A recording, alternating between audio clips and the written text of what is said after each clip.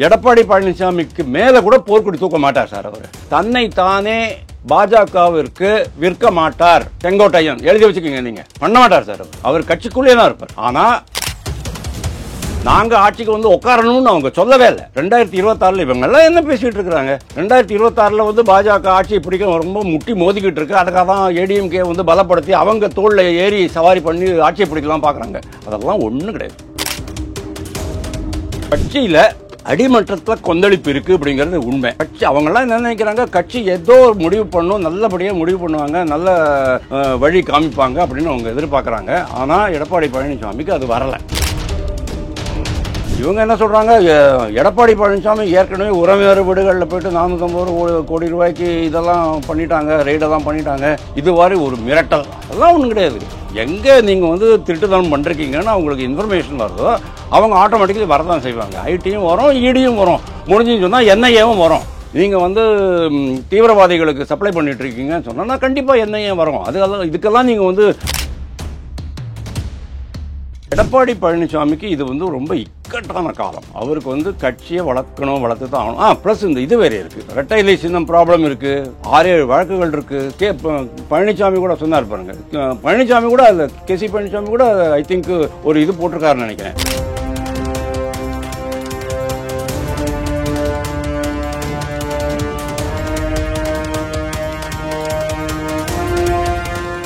Real one voice நண்பர்கள் நேயர்களுக்கு வணக்கம். தொடர்ச்சியாக பல்வேறு முக்கியமான தகவல்களை நம்முடைய வாசகருடன் பகிர்ந்து வரும் அரசியல் விமர்சகர் வாசுதேவன் அவர்கள் நம்முடைய இருக்கிறார். வணக்கம் சார். வணக்கம். இப்போ அதிமுகவிலையும் கட்சிக்குள்ள ஒரு உரசல் புரசல் துவங்கி விட்டது அப்படின்னு சொல்லலாம். செங்கோட்டையன் வெளிப்படையாகவே தகவலை பகிர்ந்திருக்காங்க. புரட்சி தலைவி ஜெயலலிதாவுடைய படம் வைக்கல, புரட்சி தலைவர் அவர்களுடைய படம் வைக்கல, இதுக்காகத்தான் நான் போர்க்கொடி தூக்கினேன் அப்படின்னு கருத்துக்கள் முன்வைத்தாலும் அரசியல் வட்டாரத்தில் ரவுண்ட் அடிக்கக்கூடியது என்ன அப்படின்னா, செங்கோட்டையன் மூலமாக எடப்பாடியாருக்கு டெல்லி பாஜக செக் வைக்கிறது அப்படிங்கிற கருத்துக்கள் வருது. இதை எப்படி பாக்குறீங்க சார்? செங்கோட்டையன் இந்த மாதிரி ஒரு லேம் எக்ஸ்கியூஸ் சொல்லலாமா சார்? கட்சி ஜெயலலிதா படமும் எம்ஜிஆர் படம் வைக்கலைங்கிறதுலாம் ஒரு லேம் எக்ஸ்கியூஸ் சார். அதெல்லாம் யாருக்குமே ஏற்றுக்கொள்ள முடியாத ஒரு எக்ஸ்கியூஸ் தான். ஆனால் அவர் அத்தோட முடிச்சுட்டார் பாருங்க. அதாவது அதுக்கப்புறமா கேட்டதுக்கு நான் சொல்லிட்டேனே அப்படின்ட்டாரு. அதாவது நான் புறக்கணிக்கலை, என்னுடைய எதிர்ப்பை தெரிவிச்சிருக்கேன், அவ்வளோதான் அப்படின்னு சொல்லிட்டு அப்படியே கிளம்பி போயிட்டார். அடுத்தது கோகுலேந்திரா. ஏடிஎம்கேல லாஸ்ட் 1 year 1.5 years ஆகுது. அதாவது 2022 நவம்பர் 19 நாமக்கல்ல தான் அவர் அனௌன்ஸ் பண்ணுறாரு. யார்? பொதுச் செயலாளர் அனௌன்ஸ் பண்ணுறாரு, நாங்கள் மெகா கூட்டணி அமைப்போம் அப்படின்னாரு. ஒன்றுமே வரலை. ஏன்னா நீங்கள் உடஞ்சி போன கட்சி, பாதி பேர் அந்தவும் போயிட்டாங்க. 2021 நீங்கள் சவுத் ஃபுல்லாக இதாகிடுது, தோல்வி ஆகிடுச்சு. அதுக்கப்புறமா 2024 வரைக்கும் யாருமே வரல. எஸ்டிபி வந்தாங்க, அப்புறமா அந்த மன்சூர் அலிகான் அவரை போய் பார்க்குறாங்க, பேசுகிறாங்க. 1 hour பேசுகிற அளவு, 1 hour அவரை வச்சு பேசுகிற அளவுக்கு உங்கள் கட்சி கீழே இறங்கி வந்துருச்சு. அவர் ஒரு முகம் தெரியாத ஒரு அரசியல் கட்சி நடத்திக்கிட்டு இருக்கிறாரு. லெட்டர் பேட் கட்சின்னே வச்சுக்கோங்களேன். அந்த அளவுக்கு அவங்களுடைய கண்டிஷன் கேவலமாக போச்சு. 2024 ஏதாவது வரும் அப்படின்னு பார்த்தாங்க, அதுவும் ஒன்றும் வரலை. 20% வாக்குகள் வந்துருச்சு. இதுக்கு மேலேயும் தொண்டர்கள் சும்மா இருக்க மாட்டாங்க. ஏன்னா இதுக்கு மேலே நீங்கள் ஏதாவது பண்ணி கட்சியை ஒன்று பலப்படுத்துங்க. அப்படி இல்லைன்னு சொன்னால் நீங்கள் கூட்டணி அமைச்சு வெற்றி வாங்கி கொடுங்கங்கிற மாதிரி தான் அவங்க போகிறாங்க. அதனால் ஏடிஎம்கே பொறுத்த வரைக்கும் லாஸ்ட் 1.5 years சலசலப்புகள் எக்கச்சக்கமாக இருக்குது. அதிருப்தி, அதாவது ரிபெலியன் அங்கே எக்கச்சக்கமாக டெவலப் ஆகிக்கிட்டு இருக்கு. அந்த கட்சியினுடைய அமைப்பு நீங்கள் பாருங்கள். சாதாரண தொண்டர்கள் பயங்கரமாக கொந்தளிச்சு போயிருக்கிறாங்க. தொண்டர்கள் கொந்தளிக்கும் போது அது வட்ட செயலாளர்கள், மாவட்ட செயலாளர்கள் வரைக்கும் மேட்டர் போகும். அவங்களோட கலந்து ஆலோசிப்பாங்க. மாவட்ட செயலாளர்கள் உயர்நிலை தலைவர்கள், வேலுமணி, தங்கமணி, அந்த மாதிரி இவங்க வளர்மதி, அந்த மாதிரி ஆளுங்களோட பேசிக்கிட்டு இருப்பாங்க, கன்வே பண்ணுவாங்க. ஆனால் அந்த தலைவர்கள் எடப்பாடி கிட்ட பேச முடியாமல் போகிறது. யார் போய் சொல்கிறா அப்படிங்கிறது கூட தெரியல. இந்த 6 பேர் மீட் பண்ணாங்கன்னு சொன்னாங்க இல்லையா, அது உண்மைதான். ஆனால் தலைவர் சொல்கிறாரு அந்த மாதிரி மீட்டிங் நடக்கவே இல்லை அப்படிங்கிறாரு. அப்போ யார் போய் சொல்கிறீங்க அப்படிங்கிறது தெரியல. ஏன் போய் சொல்லணும் அப்படிங்கிறது தெரியல.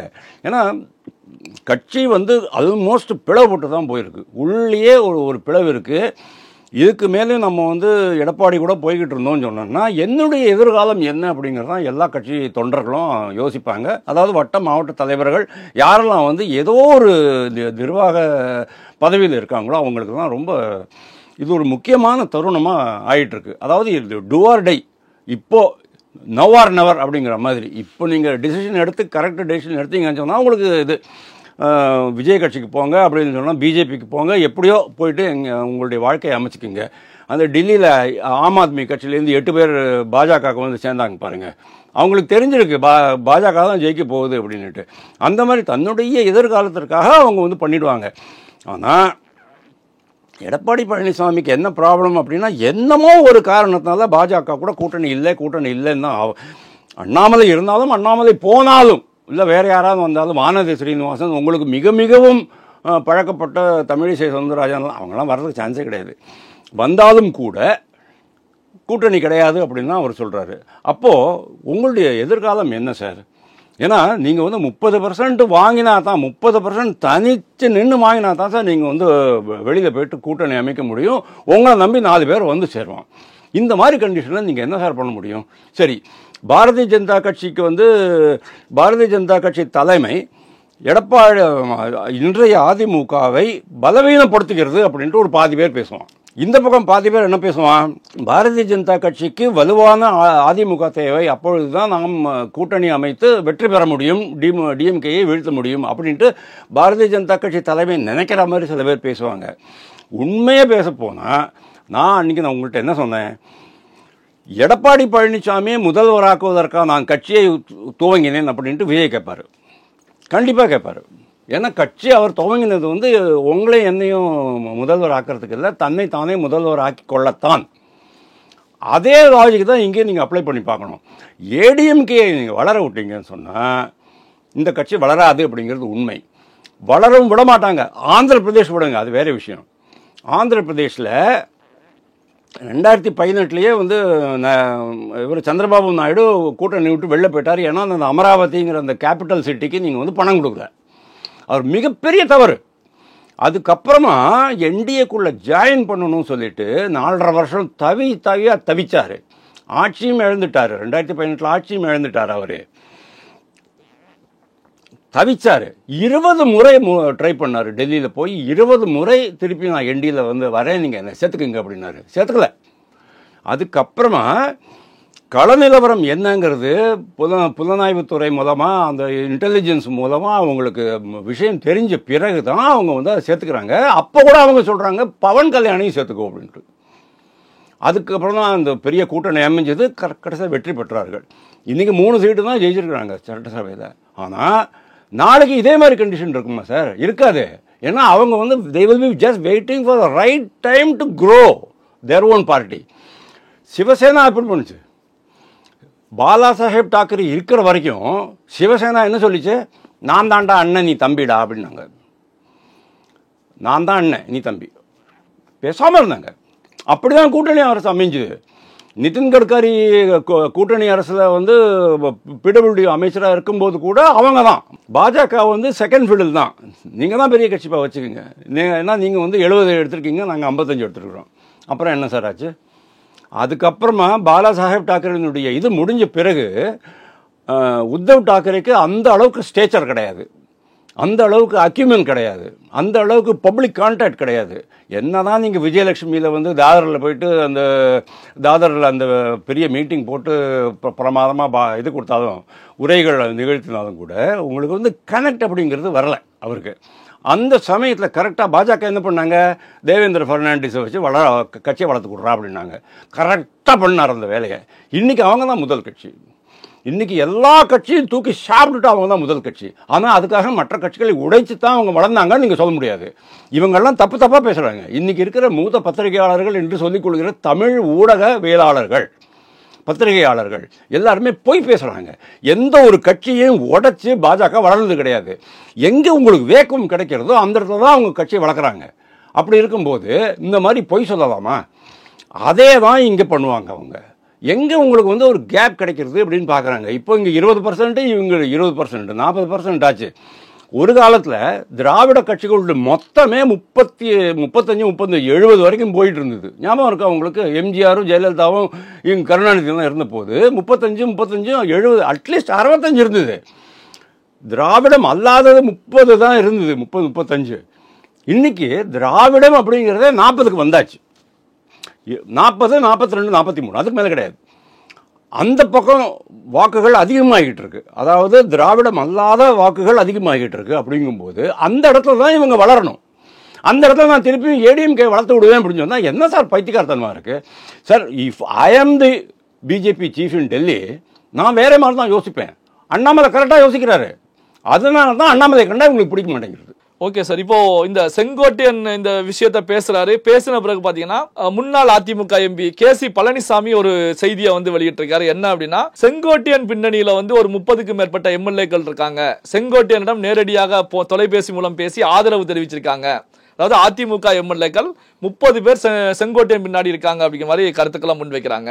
இப்போ நீங்க சிவசேனா மேட்டரை தெரிவிச்சிருந்தீங்க.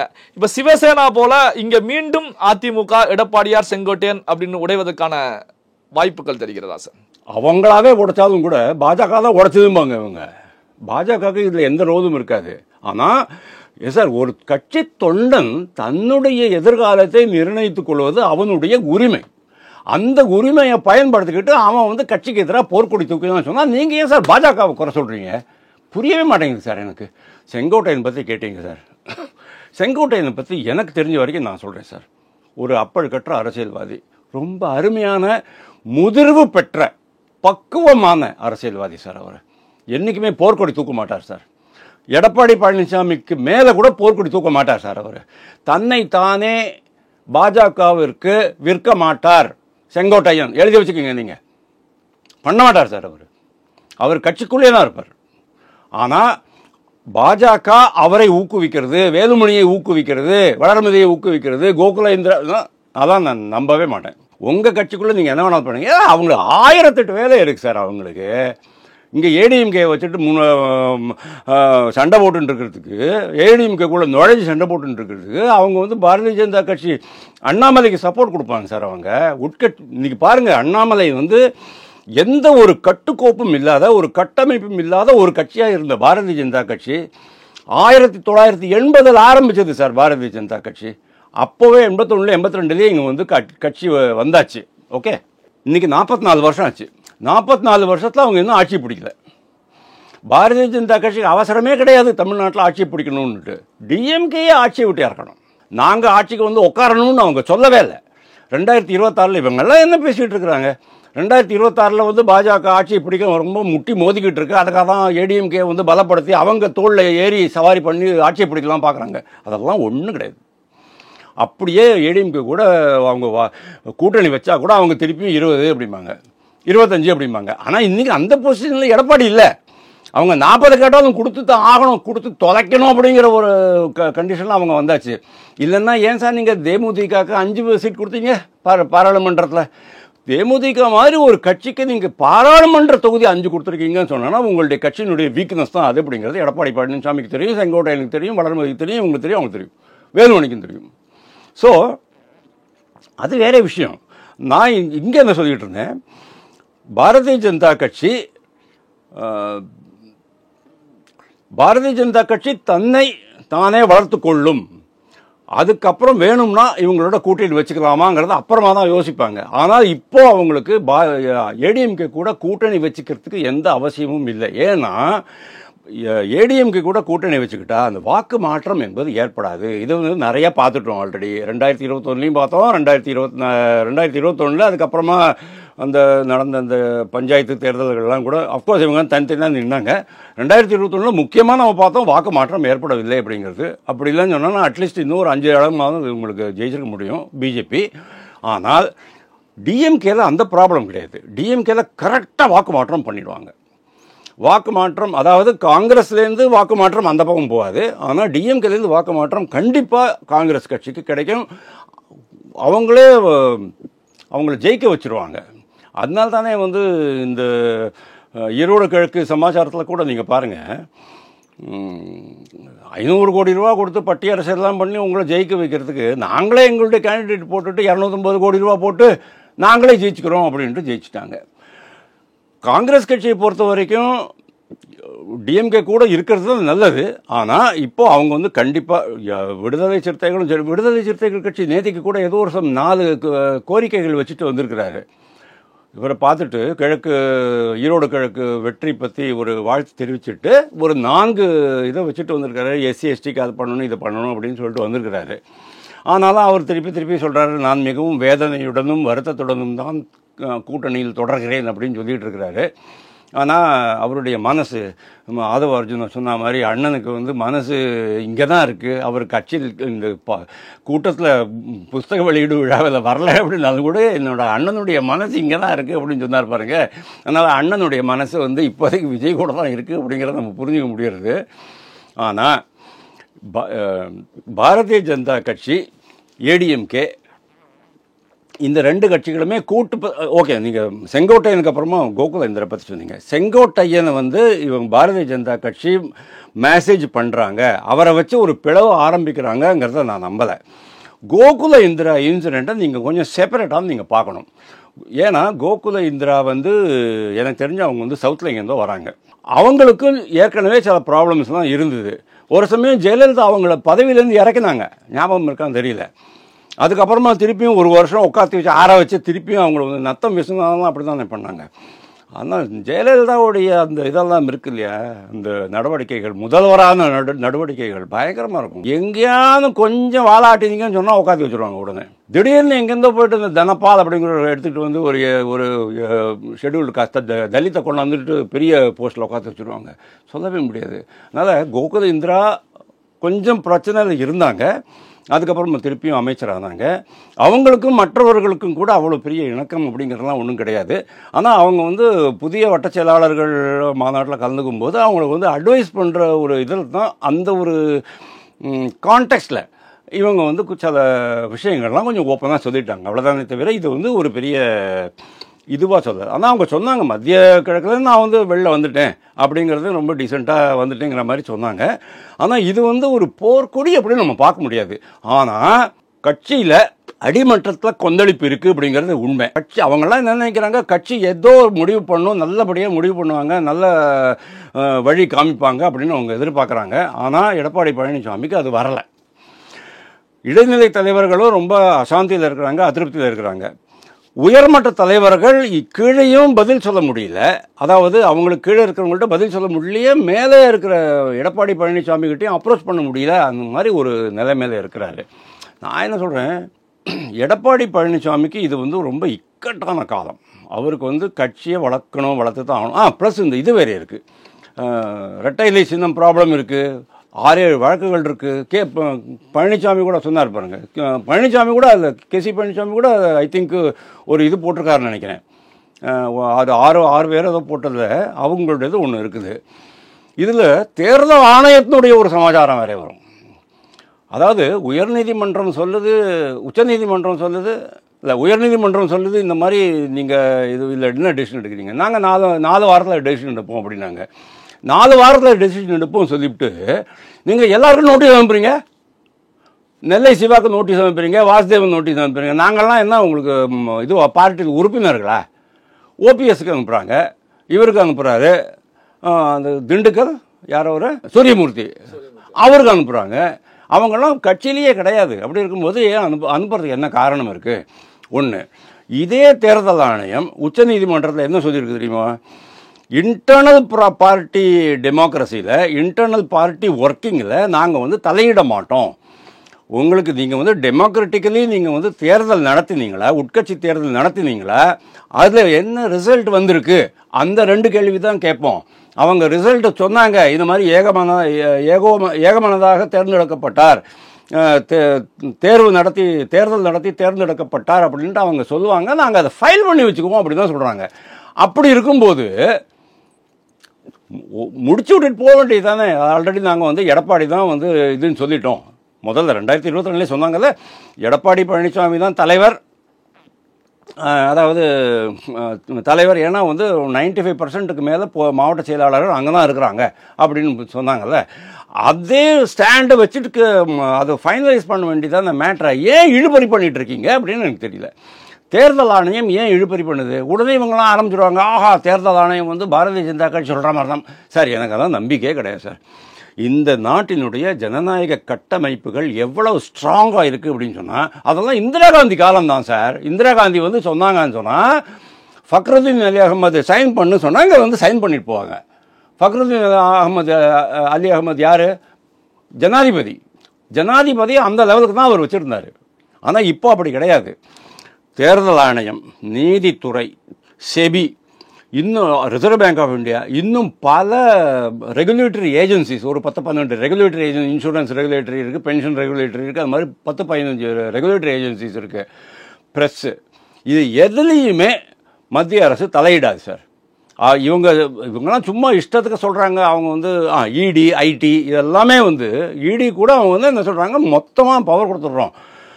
இவங்க என்ன சொல்கிறாங்க, எடப்பாடி பழனிசாமி ஏற்கனவே உறவினர் வீடுகளில் போய்ட்டு 450 கோடி ரூபாய்க்கு இதெல்லாம் பண்ணிட்டாங்க, ரெய்டெல்லாம் பண்ணிட்டாங்க. இது மாதிரி ஒரு மிரட்டல். அதெல்லாம் ஒன்றும் கிடையாது.